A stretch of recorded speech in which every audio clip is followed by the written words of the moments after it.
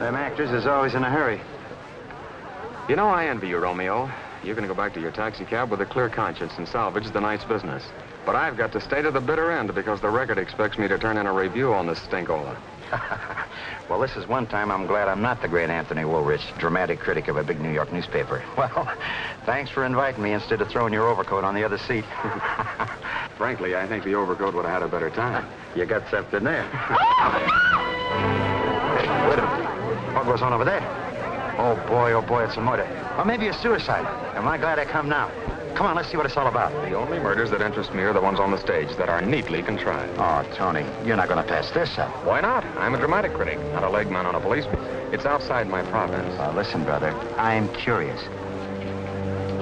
All right, now break it up. Good evening, Lieutenant Wolf. Good evening, officer. Well, there's corpus delicti. Who's that bothering the body? Oh, that's just a hacky. He's got to stand near the theater, sir. Tell him to get out of there. What does he think this is, a wax museum? Yes, sir.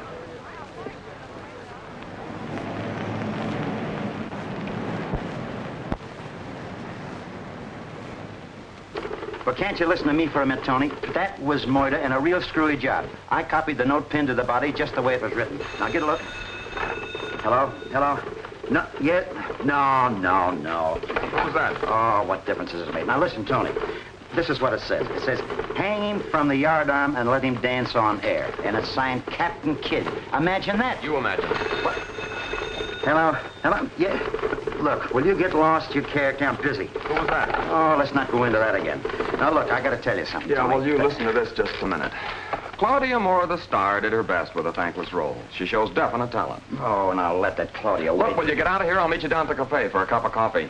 Who's that coffee? Listen, just wait till you want some information again, bud.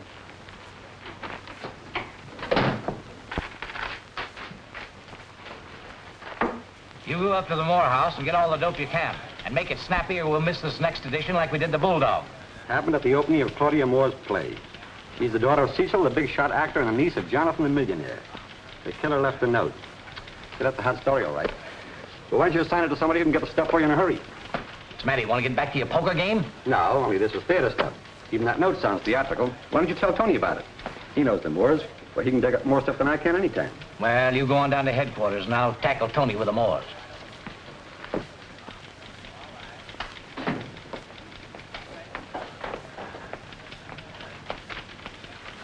Oh, hello, Tony. Just the man I want to see. What's this, a review of the play you saw tonight? Another stinkola, I guess. Well, Tony, I want you to help me out on a nice, juicy little murder. Just came in over the teletype. Tony, do you mean to tell me that you were at that opening tonight where that guy was murdered? Certainly. It's my business to attend openings. Don't you realize you had the jump on an exclusive story? Well, so what? I'm the dramatic critic on this newspaper, not the crime reporter. We were scooped by every newspaper in town. If you'd have phoned it in for the Bulldog edition, why, we'd have made that. Take it easy, Peters. I'm not one of your leg men. I'm working for the owner of the paper. You won't be working for any newspaper at all if you don't recognize a good story when you bump into one. Well, what's such a good story about a murder to happen every day? Not like this one. The victim was Jonathan Moore. Who? Jonathan Moore, you big dope. The millionaire brother of the actor Cecil Moore and the uncle of Claudia Moore, the star of the play that you saw tonight. Now, look. You know all these actors, Tony. Why don't you go out to Cecil Moore's house and give me an exclusive angle on this yarn? Then maybe I wouldn't get my head cut off. Well, of course, I know the Moores, but I can't just barge in on them without an invitation. Holy mackerel, you're the most obstinate, stubborn excuse for a newspaper man I ever saw in my life. You're not going out to a social tea. You're going out to investigate a murder. No, I'm not going out and investigate anything. And I'm not going to sit here and listen to you bawl me out because you want me to pull your chestnuts out of the fire. Good night.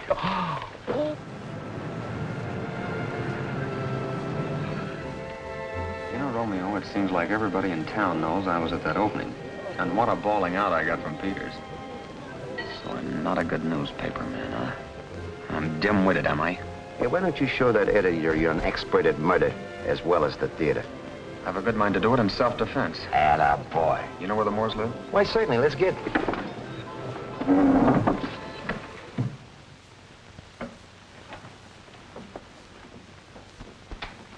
Good evening, officer. Just a minute, Bud. Where you going?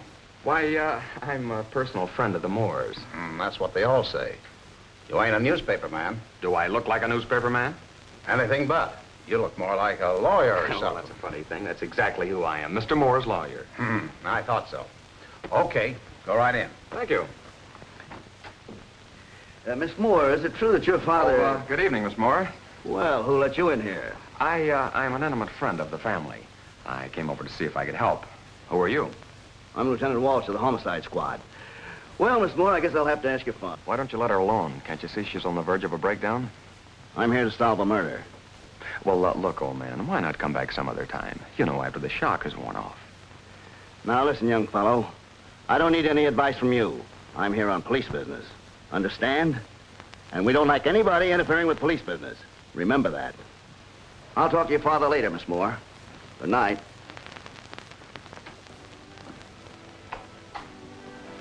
Well, what a nasty individual he turned out to be. Would you mind telling me who you are? I heard you say you were a friend of the family, but I don't know you. I'm, Tony Woolrich of the Record. I know your father well. Oh, yes. Well, please sit down. Thank you. I, must say that makeup you wore tonight didn't do you justice. Then you were at... Yes, I was there when it all happened.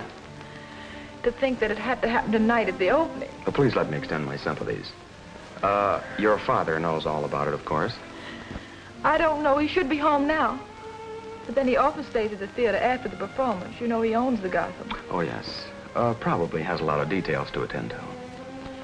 But frankly, I'm worried about his being late tonight. Hello.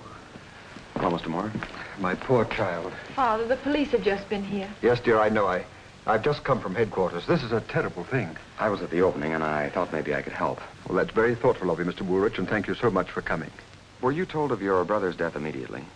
Yes, the police were at my theater, and they asked me to go to headquarters right after the performance. But frankly, I couldn't finish the performance. Well, I don't blame you. Have you any theories as to what might have happened? No, it was all a great shock to me. You and your brother were very close, weren't you? Yes, we were very fond of each other. Well, I guess I'd better run along. You'll let me know if I can help. Of course. Thank you so much for coming. It's all right. Good night. Good night.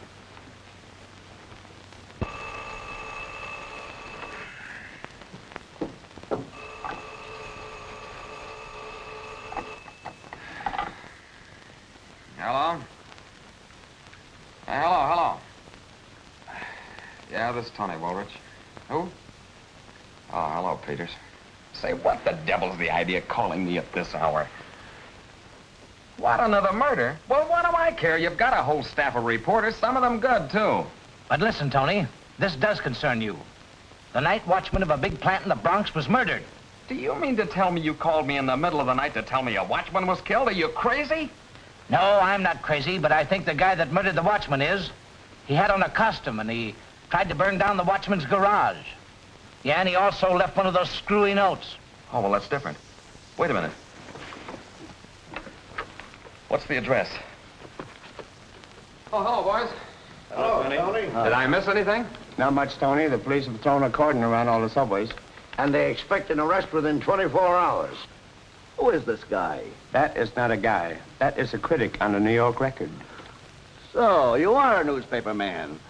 What's the idea of posing a friend of the Moores? I'm also a friend of the Moores. And now that you've penetrated my disguise, may I look at that note? Yeah, it's been dusted for prints. Go ahead. Burn, Rome, burn, while I laugh. Nero. That's from a play. The third act of The Mad Fiddler, written about 1850. Now I suppose you're going to tell me the murderer was an actor. Could be. I still think he was a lunatic. Oh, that could be, too. But I think that you will find there's a definite connection between the two costume murders and the theater. Listen, Woolrich. You stick to reviewing Burlicue shows, and I'll stick to police work. Very good, Lieutenant. Is Mrs. Carney around? In there. Thank you. That'll be all, boys. Why, excuse me, Mrs. Carney. I'm Tony Woolrich of the Record.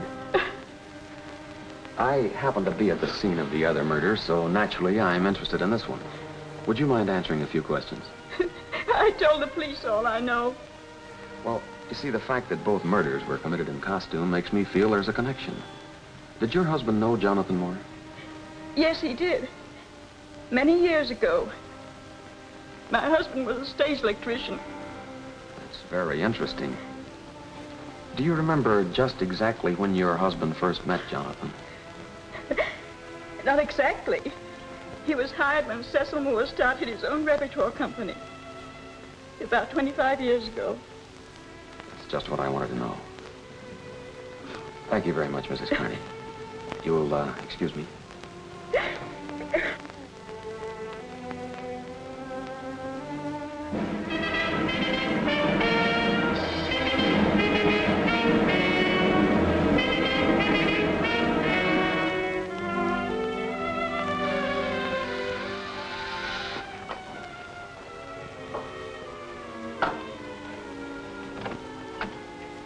Good morning. Good morning. Come in, please. Thank you. I'm awfully glad you could come. I wanted to talk to you. Do sit down. Thank you. Oh, I see you've been reading my review. Yes, it's a little harsh on the play. I'm afraid the play wasn't very good. I guess you're right. It closes tonight. Oh, I'm sorry. Well, the other notices were bad, too. In fact, not as kind as yours. You know, Father said some very nice things about you last night. He's very fond of you. I think a great deal of him. Mr. Woolrich, the reason I asked you to come over is I have a very special request to make. Naturally, you have the right to refuse. I'll be glad to do anything I can. I'm worried about Father. Very worried. He's ill, and he's been behaving strangely lately. Oh, really? How strangely? Well, he seems to suffer from lapses of memory. But anyway, I want him to quit the stage and really retire. It's not a question of money anymore. Has it ever been?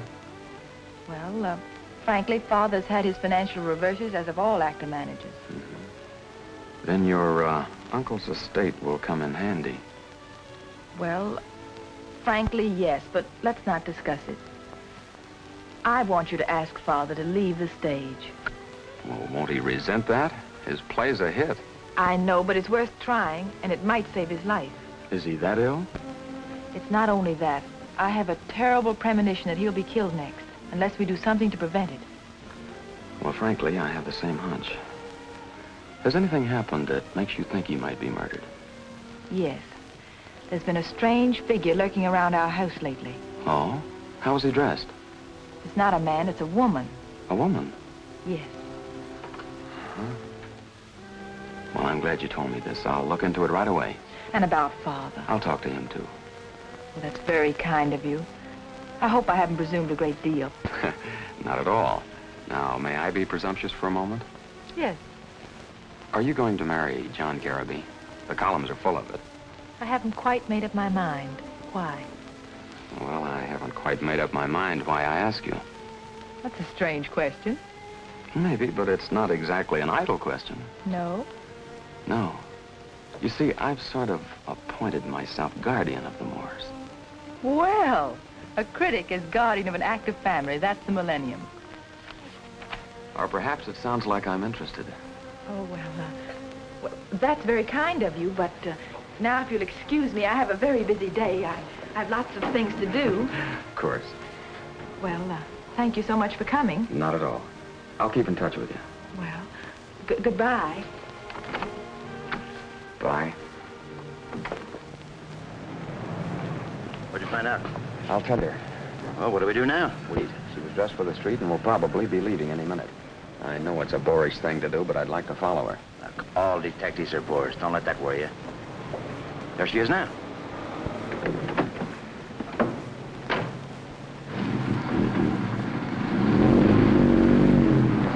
Okay, don't lose her. Don't worry. I've been out with real detectives. Mm-hmm. Well, don't lose her.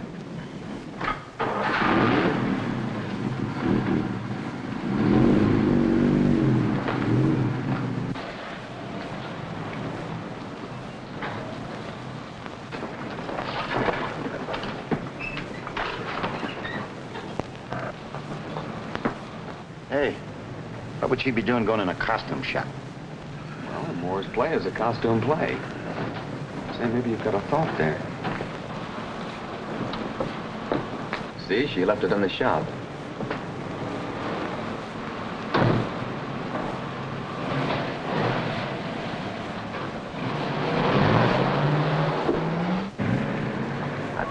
find out what's in that bundle. The idea is to get the bundle first. Yeah. Look, Romeo, you go in and tell him that Miss Moore wants that bundle back. Tell him it's a costume. Well, I hope it's a costume. Tell him she forgot something. You go for that. Well, sure, she might send a taxi driver for it. Huh? Okay, I'll try.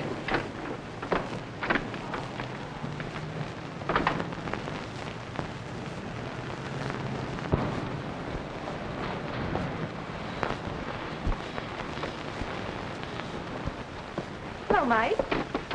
Oh, good morning, Miss Moore. Have you seen Robert? Yes, I believe he's right over there. Oh, thank you.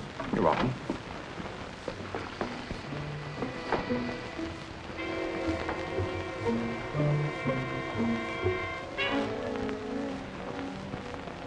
Oh, good morning, Miss Moore. Tell Father I'm having the costume mended. Parent says he's bringing it back tonight. Good. Your father will be relieved. He doesn't want word about the accident to get out. That's why he sent you with the costume. I understand. No one else needs to know.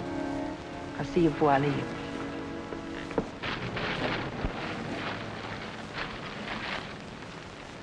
Well, what do you know, a pirate's outfit?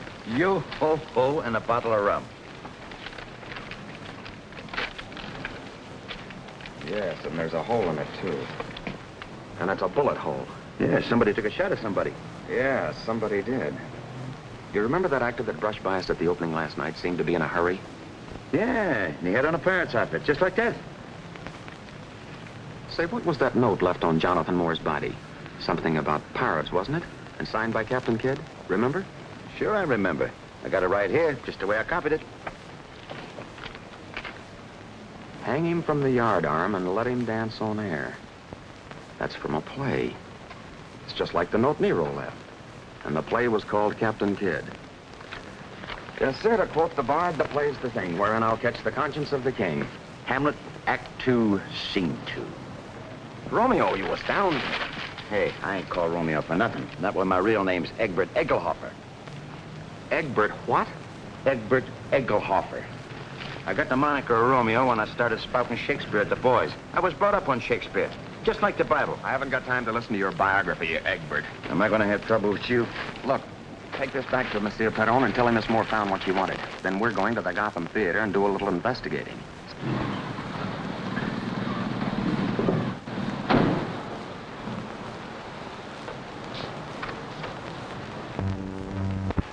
Oh, Mike. Well, good afternoon, Mr. Walrich.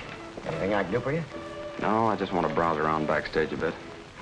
You're getting quite a run here, aren't you? Yes, it's a fine play. We'll have a long run. And if Mr. Moore's health holds out.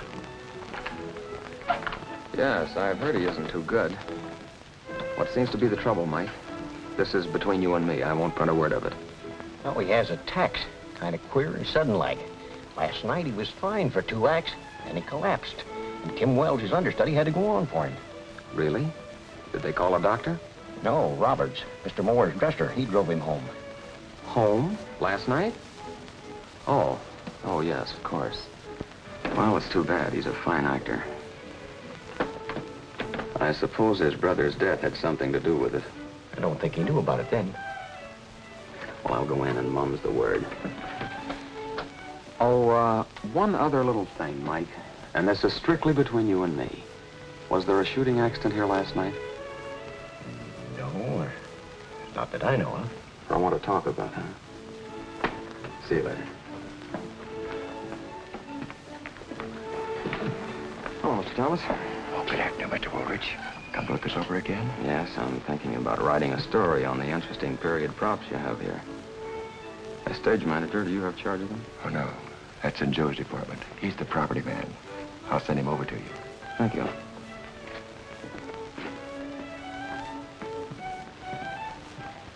All right, gentlemen.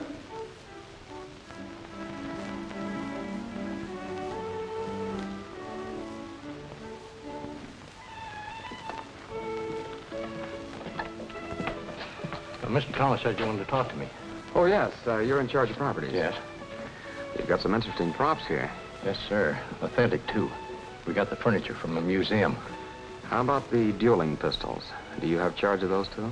No, sir. They belong to Mr. Moore. They're real antiques. Roberts' dresser takes care of them. I see. How does it happen that a real bullet was used in one of them last night?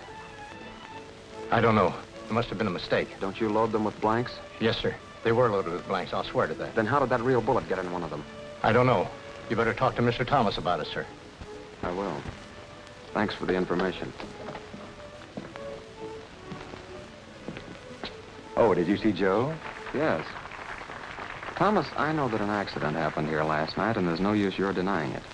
Now, I won't print anything you tell me, but I would like to hear about it. Mr. Moore asked us not to talk about it. Did someone try and kill Carabee? It looks that way, yes. One of the pistols had a real bullet in it. How did it get there? I haven't the slightest idea. We used nothing but blanks. Who hands the pistols to the dealers in that scene? I missed it. Tim Wells. He plays the referee. Don't you think that the gun loaded with the real bullet was intended for Carabee, so he could fire at Moore? Well, frankly, yes. When I learned that Mr. Moore's brother had been killed, I figured someone had it in for the entire family. But, oh, here's Miss Moore now. Let's not discuss it in front of her. Oh, hello, Miss Moore. Hello, have you come to see Father? Well, yes, I figured now was as good a time as any. He's very much upset today. Oh, I'll pick the psychological moment to talk to him about retiring. Perhaps you'd better not force the issue. Don't tell me you're losing heart. Frankly, I'd rather not do it. No, I want you to talk to him, but only, as you said, at the psychological moment. Leave it to me. How about having dinner with me tonight? No, not tonight. I have a date. But ask me again. Bye.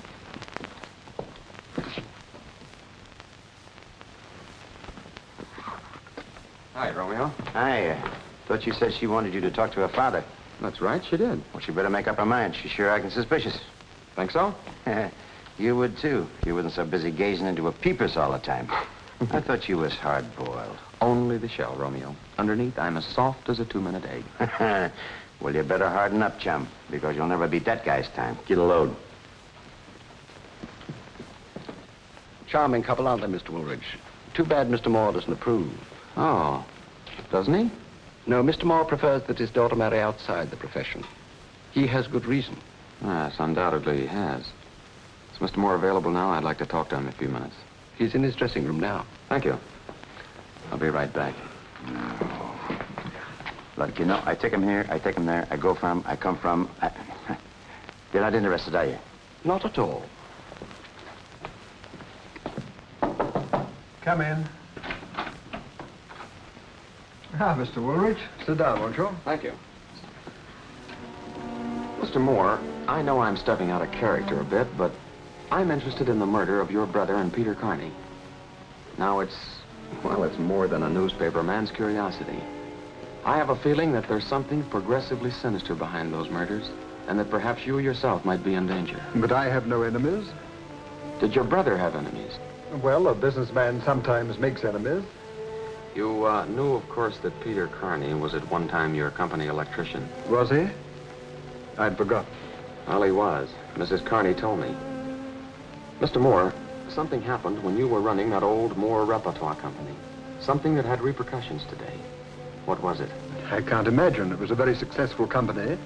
That was because Jonathan ran it. He had a very good head for business. But he ran afoul of someone. Perhaps. But not in my company. We were very happy together. On stage, Mr. Moore. Excuse me, Mr. Woolridge. Of course. We'll have another talk.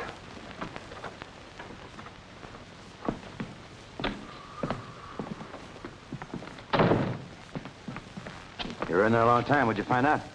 Well, it seems that the old Moore Repertoire Company is the key to everything. Take me to the record. Take me here, take me there. All right, let's go.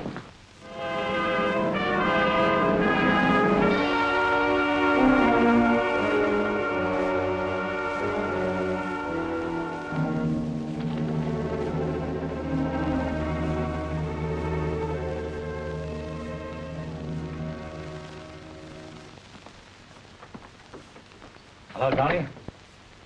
Still looking for that exclusive on the Moore murder? In a manner of speaking. Well, you can relax. The cops just arrested the murderer. They have? Who is it? A lunatic. Escaped from an asylum up the river. He confessed to both the Carney and the Moore murders. Oh, he did, huh? Did the police compare his handwriting with that on the notes? Well, I don't know. I guess they did. Anyway, the case is closed. Sorry I jumped on you like that, old man. That's all right, Peters. You know, Getting a confession out of a lunatic is probably the worst thing in the world. You mean you don't believe he's the killer? Well, I don't know, but I doubt if the police are on the right track.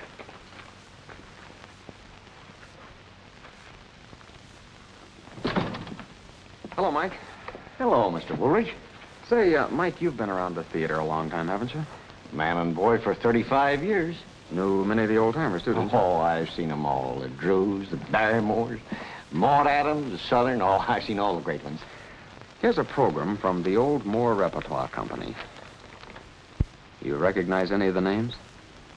Sure. There's old Tim Wells. That's Mr. Moore's understudy now. And Roberts, he was with the troupe. Anyone else? Yeah, I know that lady. Janet Hill. I didn't know she was with Moore. Runs a boarding house down on West 39th Street. Mostly theatrical people. Oh, she's a fine lady. Do you know the exact... Sure. Her name's Miss Buchanan now.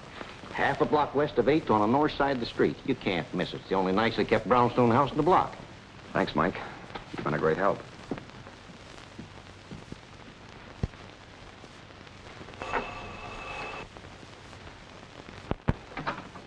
Good afternoon. You're, Mrs. Buchanan? Yes. Well, I'm Tony Woolridge of The Record. Oh, yes. How nice of you to visit us. Won't you come in, please? Thank you. I was just about to fix tea. Will you join me? No, thanks, Mrs. Buchanan. I'll come right to the point. Weren't you formerly with the old Moore Repertoire Company? Yes, I was. And you appeared in Captain Kidd and several of the other historical plays, didn't you? Yes. I was the leading lady. But why all the questions? Are you writing an article about old-timers? No, I'm not, Mrs. Buchanan. It's something much more serious. I'm investigating 2 murders. Oh. The murder of Jonathan Moore and Peter Carney. You knew them both, didn't you?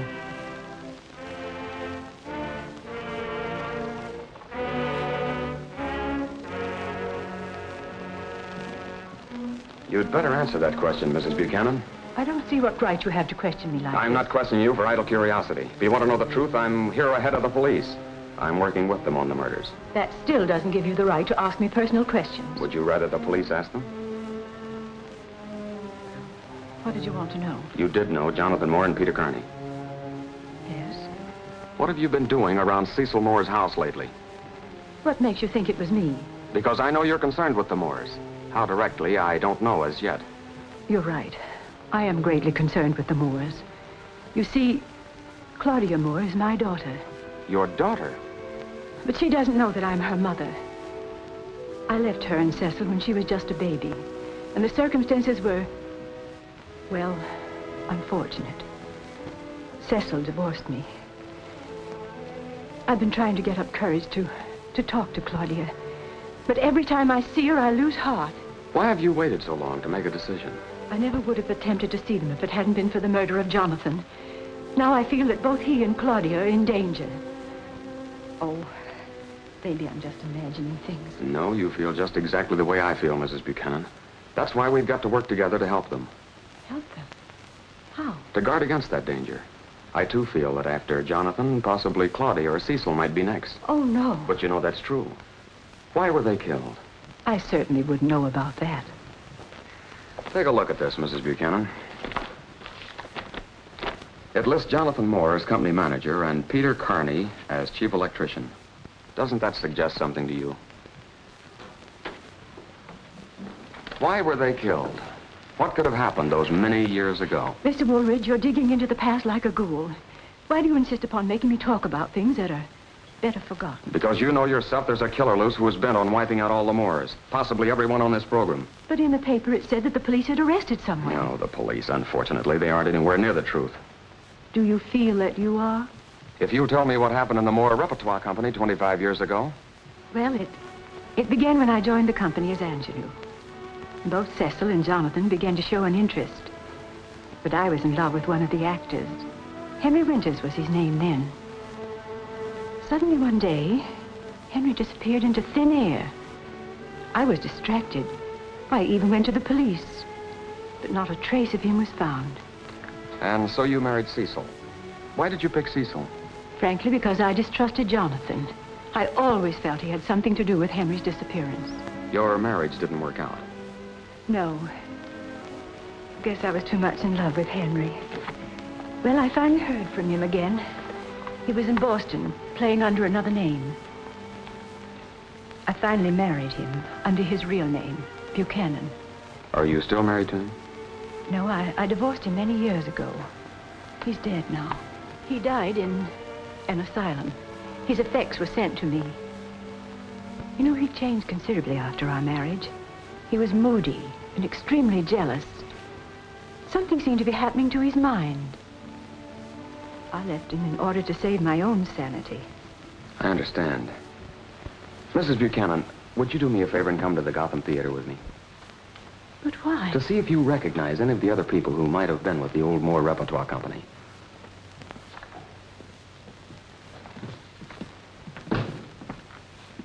Good evening, Mike. Why, good evening, Mr. Woolrich. Well, if it isn't Mrs. Buchanan. How do you do? Mike, we want to look around backstage a few minutes. Certainly, Mr. Woolrich. Will you excuse me, please? Sure. Look around and let me know if you recognize anyone. How about him?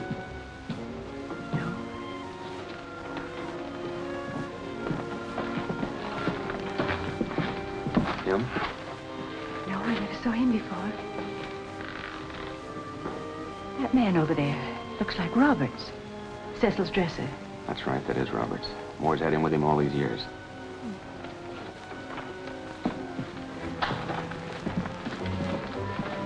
How about him?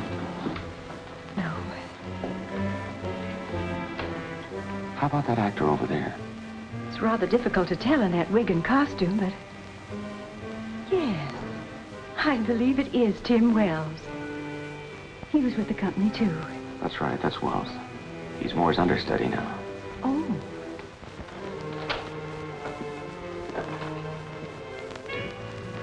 Oh, there's Cecil. I do hope he doesn't see me. He won't. He's on pretty soon. How about him? Now look around at the crew and the rest of the cast. There's Claudia. Don't you think we'd better be going? Don't you recognize anyone else? No. You never saw any of the cast before? No, I'm certain of that. All right, we'll go. I'm sorry I was so persistent, but it's important. Oh, I understand. Are you all right? Yes, I'm all right. Stay here. Say, Joe, did anyone just pass you? No, what happened? Somebody took a shot at me. Glad they missed you. Oh, Roberts, did you hear a shot? A shot? Why, no, not since the dueling, see? Where were we just a minute ago? Standing in the wings. I've got to go now. Oh, Thomas. Yes, Mr. Woolrich? Did anyone just run backstage? No, I didn't see anyone. Where are Tim Wells and John Careby right now? Wells is on the other side. He's got a bit in this scene. He's waiting to go on. Careby should be in his dressing room. Is Mr. Moore in his dressing room? Oh, no.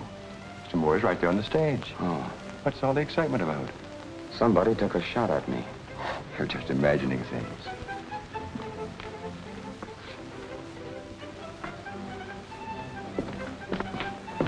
Did anyone go out the door? No, no one. Where were you a few minutes ago, Mike? Why, that is, well, I just went down to the basement to brew myself a cup of coffee. Please don't give me away, will you? I won't, but did anyone pass you down there? No, I got a little cubby hole down there. I did hear some footsteps, though. Who was it? Well, I don't know. I didn't see them. Oh, here we are.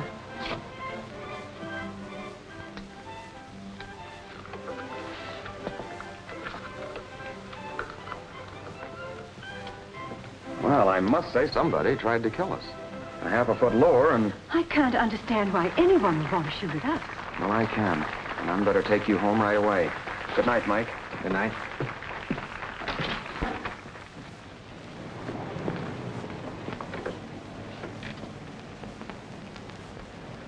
Romeo, take Mrs. Buchanan home and then come back for me, will you? Right. Now, don't go out until you hear from me. I won't.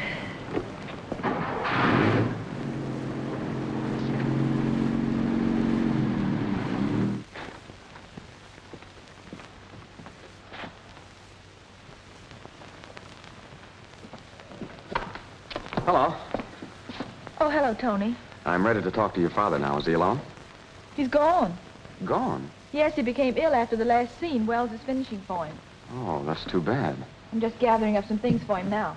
Suppose you let me take you home. My cab ought to be back in a few minutes. That's very kind of you, Tony. Thanks. Claudia, did you know there was another shooting here tonight? No, was somebody hurt? No, but the bullet almost had my name on it. But why would anybody want to kill you? I'm not sure the bullet was meant for me. Do you think it was meant for my father? Could be. Can't the police do something? Well, they made an arrest, but it's obviously not the right person. Oh. Well, there's more, listen. Hey, look, I'm near a fire plug. Skip it. Take me to Miss Moore. Armored and fast. Why don't you take it easy? I'll work cheaper. Guys leave the country. I'm terribly worried. I'm sure your father's all right. Anyway, I'm glad you're both here. Don't worry, Toots. I mean, Miss Moore, everything's gonna be all right.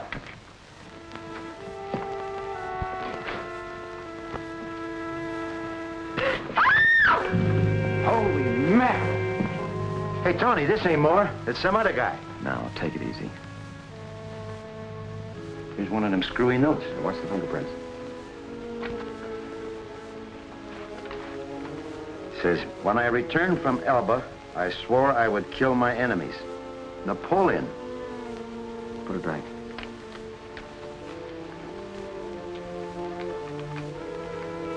Yeah.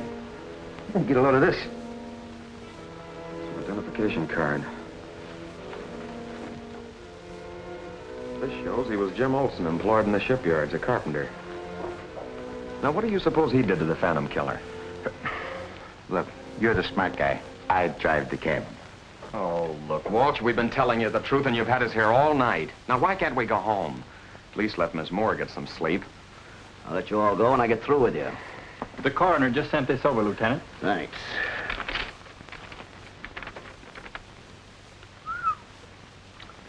The coroner says that Olson was dead for several hours before you found him. Well, that's logical enough. Maybe the killer brought him over here. Why? Oh, I don't know. Maybe as a warning. To whom? Miss Moore? Is there any reason why the murderer should warn you, Miss Moore? Well, not that I know of. Well, good evening. Well, Mr. Moore, it's about time you got here. Is anything wrong? Where have you been since you left the theater? I visited some friends. I thought you took sick and Roberts brought you home. I felt better in the cab and had Roberts drop me off at a friend's house. Yeah? Who's the friend? Mrs. Buchanan. Well, you better have an airtight alibi. Why? Because there's been a murder committed right here in your apartment. A murder? Here? You heard me.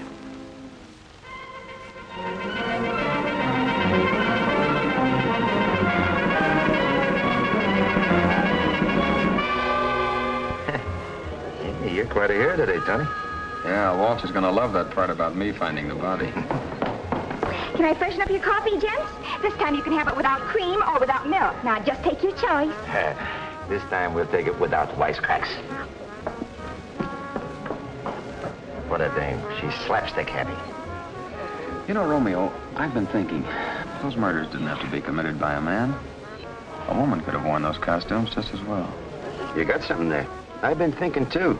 You know, old man Moore and his daughter fell into a considerable piece of change when Jonathan was bumped off. And the paper says he died without leaving a will. Well, I don't think Cecil Moore needed money that badly.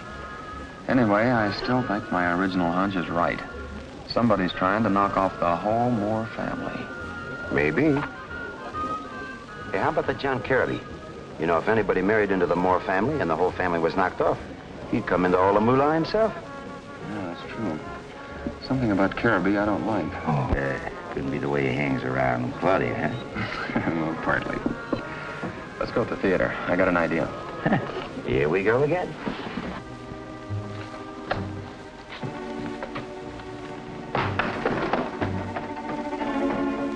I think Walsh is going to like this, but I've got a curious mind. Got a curious mind, too. Hey, what are we here for, anyway? We're going to take a peek in Careby's dressing room.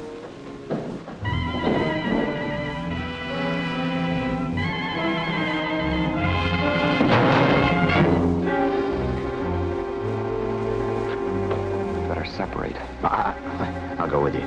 No. All right.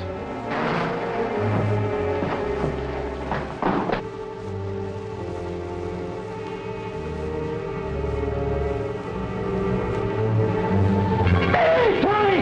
I got him! Oh, brother!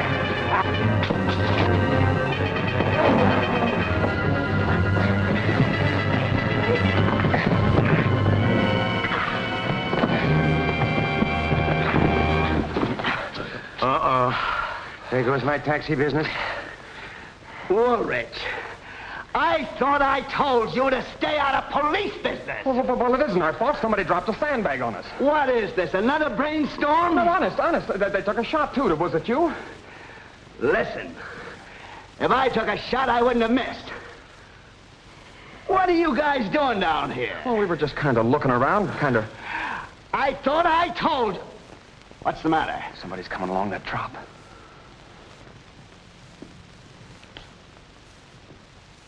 Well, gentlemen. Well, Miss Moore, this looks like old home week. I was just going into my father's dressing room. He asked me to get some things for him, if you don't mind. Now, that's just fine, and we'll go with you. Your hat, Lieutenant.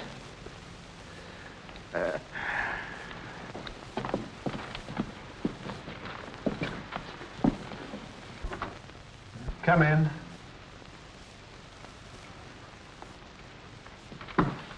Why, Miss Moore, I thought your father wanted you to get something. Well, I guess That's right, Lieutenant. I left my script here. Claudia didn't know I was going to be downtown anyway. Well, now that you're here, how about rehearsing with me? I need to brush up on some lines. Would you care to watch? No, thank you. I've got to be gone. All right, goodbye.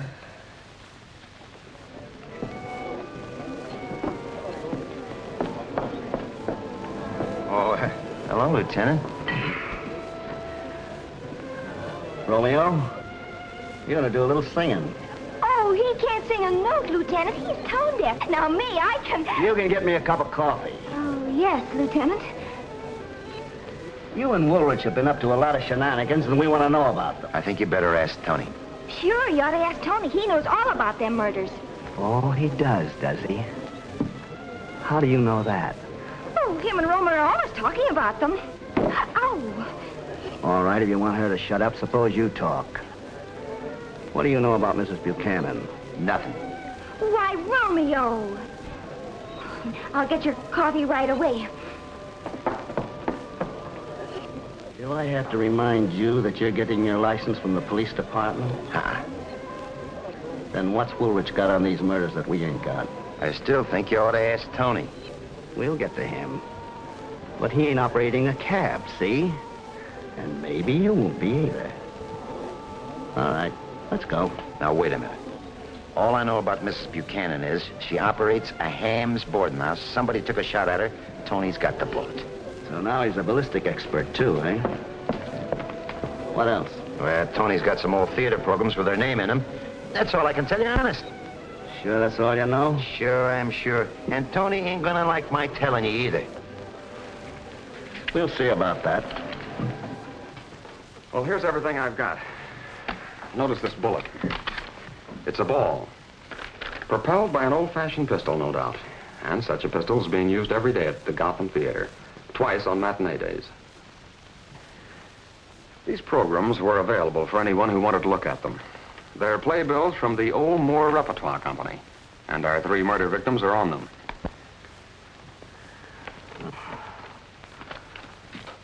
So that's the connection. Moore played the star part in each one. Captain Kidd, Nero, and Napoleon. Well, that settles it. What? I'm going to swear out a warrant for Moore's arrest right away. I admit it looks bad for Moore, but I've got a hunch that he'll be the next victim instead of being the killer. Well, really, that's good. Listen, Tony, I like everything you've done for me, but you've got the wrong steer on Moore. Look, Walsh, suppose Moore did have a reason to kill his brother. Money. That's a very good motive. But why should he kill Jim Olson and Peter Carney, 2 hard-working, innocent men? Well, there's only one answer to that. I guess Moore's plain nuts. Why, you can't get away with a statement like that. Your last suspect was nuts, and that's exactly what he turned out to be. An escaped lunatic. You can't pin that same label on Cecil Moore and get away with it. But you yourself said no sane man could have committed those murders. Yes, but this man's cunning. He's posing as a sane man and getting away with it. Thanks. Where does that leave us? With a suspect? Where you gonna find him? By using Cecil Moore as bait. You mean as bait to catch the murderer? What else? Why, Moore's been playing in the theater for months. He's been using himself for bait, if the killer was after him. That's right. It's probably only a matter of time before the killer strikes at Moore. But I've got a different idea. If a pattern were followed deliberately, the killer might rise to the bait, especially if it were made easy for him. Make it easy for the murderer to kill Moore. Exactly. Look, Walsh, time and place means something to that killer. Costume also means something. That's what I mean by the murder's following a pattern. Let's put Moore in a play where the killer can get at him. Julius Caesar, for instance. That's one of Moore's favorite roles. Why, the killer would give anything, take any chance to play Brutus to that Caesar. But you can't kill a man to catch a murderer. Have you gone nuts, too? I think I know how it can be done. Suppose I work it out tonight and give you all the details in the morning. Okay.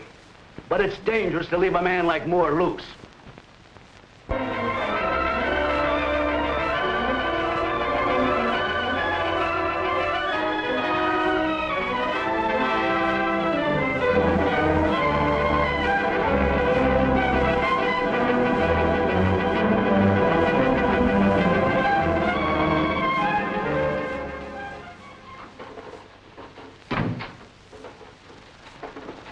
Hello, Tony. Oh, hello, Lieutenant. Sit down. Hey, what's the matter? You look a little worried. Well, there's no use of kidding. I am worried. Well, I don't see why. Everything's going along smoothly. Oh, sure. The benefit's going along okay. I just came from the theater, and there's enough actors down there to fill the Metropolitan Opera House, and they all want to play Brutus. Supposing we don't get the right Brutus. That's a chance we'll have to take. But I'll lay odds that the right Brutus will show up, and with the dagger. And supposing that dagger hits Moore in the throat, or some place that's not protected by that steel vest. That's another chance we'll have to take. You mean Moore will have to take? Listen, Tony, I don't like that anyway. Why, if anything happens, it means my badge. We just can't allow anything to go wrong. That's all right for you to say. You'll still be the dramatic critic of the record. And I'll be pounding a beat out in Flatbush. Flatbush isn't so bad. I was there once for a tryout. Come on, Lieutenant. Let's go get a drink. You look like you need one. No, Tony, I've got too much on my mind. I talked to Mrs. Buchanan again. She gave Moore another alibi. She says he visited her the night Jonathan was killed. Seems she sent for him. Didn't say why. That doesn't sound too good. They're hiding something, both of them. I had her room searched. Well, what we found I didn't like. Different costumes. Well, she's an actress. But these were men's costumes. Brother, we'd better go get that drink.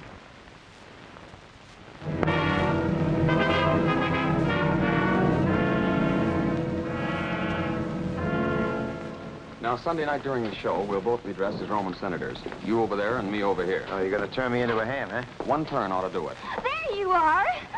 Oh, hello, Mr. Woolridge. Oh, that tone of voice, she wants something. No, I wasn't talking to you. I talked to Mr. Moore about you playing a bit, Ginger, and he said it would be all right. Oh, thank you, Mr. Woolridge. I know it. Let's see now. Oh, yes, he said you could play a slave girl. Could I? Would I have a line? Certainly. You say, Cassius waits without, sire.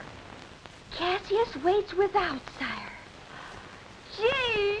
Now, you watch Mr. Thomas, the stage manager, and when he gives you the cue, you walk on stage and say your line. Savvy? Sure. Oh, thank you so much, Mr. Woolridge. I always wanted to play a part with Cecil Moore. Oh, wait till I tell the other girls. I can hardly wait. Well, Tony, what do you know about that? The Brutus didn't show up for the rehearsals. The stage manager just told me. Well, they must have smelled a rat. Who's taking his place? I don't know yet. But if Brutus got leery, what's the use of going through with this? Got to go through with it. I still think somebody will take a stab at Moore, and I'm not punning. The more I think of it, the plainer I see Flatbush. You know something? That's the first nervous detective I ever saw, especially Walsh. That certainly shakes your faith in humanity. Well, wait till you watch a dramatic critic with a nervous breakdown. I'm going to see more. He's gonna play. I was just telling Mr. Moore about Brutus taking a powder. Well, that's fine, then I won't have to wear this bulletproof vest. Oh, yes, you will. Yes, but it's got to be very uncomfortable. You seem to forget this killer is nobody's fool. He's still at large after 3 sensational murders. That means he's cunning. I wouldn't advise any of us to drop our guard. Maybe, but I still have a hunch that he took a powder. Come in. Look at this. I just tore it down from outside the theater. He took a powder, did he? Why, the smart aleck. Let me see that first. And that isn't all. Go out and look at that call board.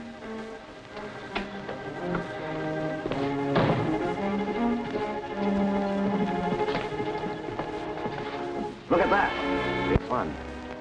Say, Walsh, does that handwriting look familiar to you?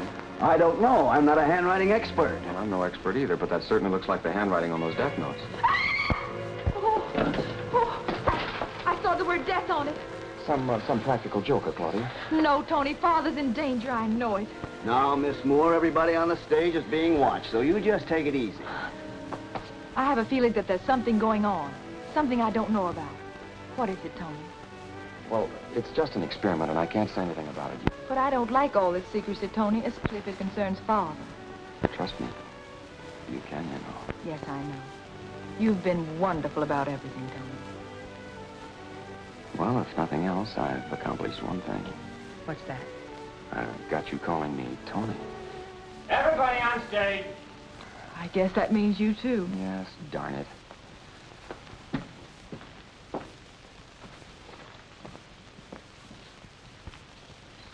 Well, gentlemen, shall we begin? Yes, sir. All right, everybody. Get ready. When I yell trumpets, the trumpeters will sound a flourish. That's the start of the scene. Hey, Tony, what do you know about that? Moore's understudy is going to play Brutus. Timothy Wells? Yeah, that's the fella. Well, that doesn't mean anything. In this scene, all the senators have knives. Brutus doesn't have to actually do the stabbing. After all the advertising you did for a Brutus? That was just to come on. The killer might strike through Brutus, he might strike through Caskia or Cassius or any of the other assassins in the scene. We'll soon know.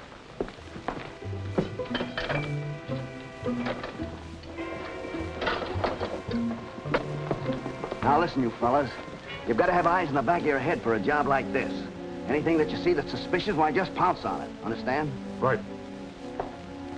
All right, do you remember your lines? Cassius waits without, sire. The trouble is, I always want to say without what?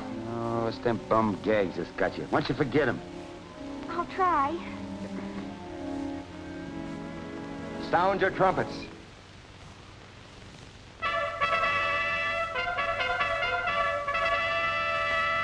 Nor heaven nor earth have been at peace tonight. Thrice has Calpurnia in her sleep cried out, "Help, ho! They murder Caesar!" Mr. Moore certainly put on a lot of amateurs, this performance. The taxi driver, that waitress, the newspaper man. Well, it's only a benefit. And you know how Mr. Moore feels about Woolrich and the power of the press. Cowards die many times before their death. The valiant never taste of death but once, seeing that death, a necessary end, will come when it will come. Caesar, beware of Brutus. Take heed of Cassius. Come not near Casca. Have an eye to Cinna. Trust not Trebonius. Well, that Caesar really had a lot of enemies. Your boy's really on his spot. Ginger, you're on next. Oh, my, what's my line? Cassius waits without, sire. Oh, wait a minute, let me practice. The carriage waits without. No. No, you're too late now. The rest of you on stage. Oh, Romeo. Oh, I'm sorry, Mr. Thomas. Yet in the number, I do know but one that unassailable holds on his rank, unshaked of motion, and that I am he. Let me a little show it, even in this, that I was constant Simba should be banished, and constant do remain to keep him so. Oh, Caesar! Hence, wilt thou lift up Olympus? Great Caesar. Doth not Brutus bootless kneel? Speak of hands for me. Speak of hands for me. Then fall, Caesar.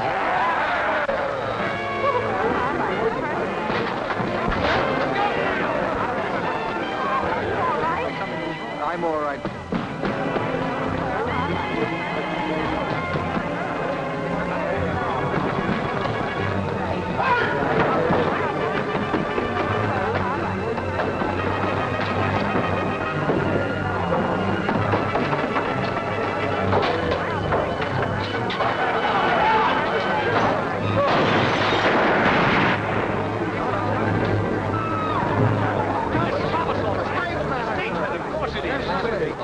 Thomas, my stage manager.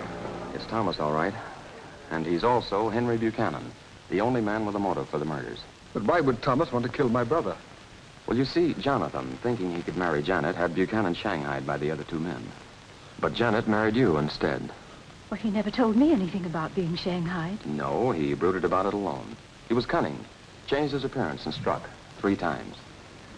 It's your ex-husband, all right, with an expert facelifting and hair-dyeing job. Yes, but I never would have recognized him. No, he made sure you wouldn't recognize him. He's our man, all right.